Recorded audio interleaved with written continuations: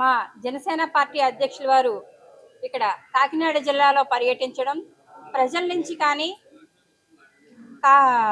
నాయకుల నుంచి కానీ మంచి స్పందన రావడం, అలాగే టీడీపీ జనసేన పొత్తుని ప్రజలు కూడా ఆమోదించి ఓన్ చేసుకోవడాన్ని చూసి ఇవాళ మన మాజీ ముఖ్యమంత్రి కొన్ని నెలల్లోనే 2-3 నెలల్లోనే మాజీ ముఖ్యమంత్రిగా మారబోతున్నటువంటి జగన్మోహన్ రెడ్డి గారు విద్యా దీవెన కార్యక్రమంలో అనుచితమైనటువంటి వ్యాఖ్యలు చేయడాన్ని, అది మహిళల పట్ల చేసేటువంటి వ్యాఖ్యల్ని జనసేన వీర మహిళా నాయకురాల నుంచి కూడా తీవ్రంగా ఖండిస్తున్నాం.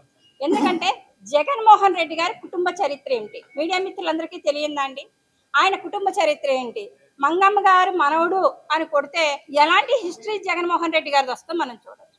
జగన్మోహన్ రెడ్డి గారు ఒక బాధ్యత గలటువంటి ముఖ్యమంత్రిగా విద్యా దీవెన ఓపెన్ చేసేటప్పుడు ఎలాంటి మాటలు మాట్లాడాలి, పవన్ కళ్యాణ్ గారి వ్యక్తిగత జీవితం గురించి మాట్లాడడం, ఆయన 3 పెళ్లిళ్ళ మీద మాట్లాడడం తప్పితే రాష్ట్రంలో సమస్యల మీద ఏమైనా మాట్లాడా?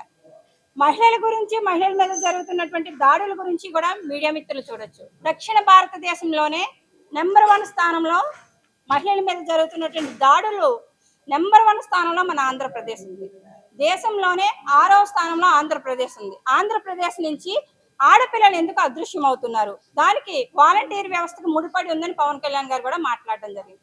అంటే నిన్న మా జనసేన పార్టీ కూడా ఈ నిజాన్ని ప్రజల ముందు పెట్టడం జరిగింది. దీన్ని తప్పుదారి పట్టించడానికి ఇవాళ మహిళల మీద, అది పవన్ కళ్యాణ్ గారు ఒక భార్యల మీద అనుచితంగా వ్యాఖ్యలు చేస్తున్నారు. మాట్లాడితే మాజీ భార్యలు కార్లతో పోలుస్తూ, ఆడవారిని కించపరుస్తూ కార్లతో పోల్చుతూ, అంటే ఒక స్టెప్నీ అని వర్డ్ వాడితేనే పవన్ కళ్యాణ్ గారు అనకుండానే అన్నారని అనేక రాద్ధాంతం చేసినటువంటి వైసీపీ నాయకురాలు కూడా ఇవాళ మీ జగన్మోహన్ రెడ్డి గారు, గౌరవ ముఖ్యమంత్రి గారు కార్లతో లేడీస్ ని పోల్చడం, ఏ విధంగా మీరు ఇలాంటి ముఖ్యమంత్రిని ఆమోదిస్తారో మహిళలందరూ కూడా ఒకసారి ఆలోచించాలి.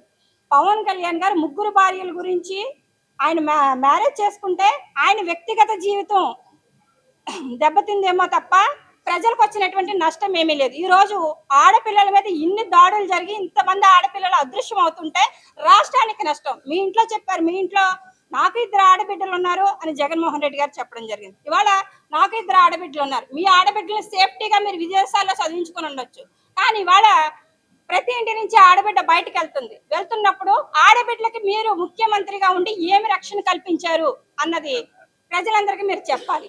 అంతే తప్ప మాట్లాడితే పవన్ కళ్యాణ్ గారి వ్యక్తిగత జీవితం గురించి మాట్లాడడం, టీడీపీ జనసేన పొత్తులో ఖచ్చితంగా వైసీపీ ఓడిపోబోతుంది. ఇవాళ జగన్మోహన్ రెడ్డి ఎలా పరుగులు పెడుతున్నాడో కూడా మనం చూడొచ్చు.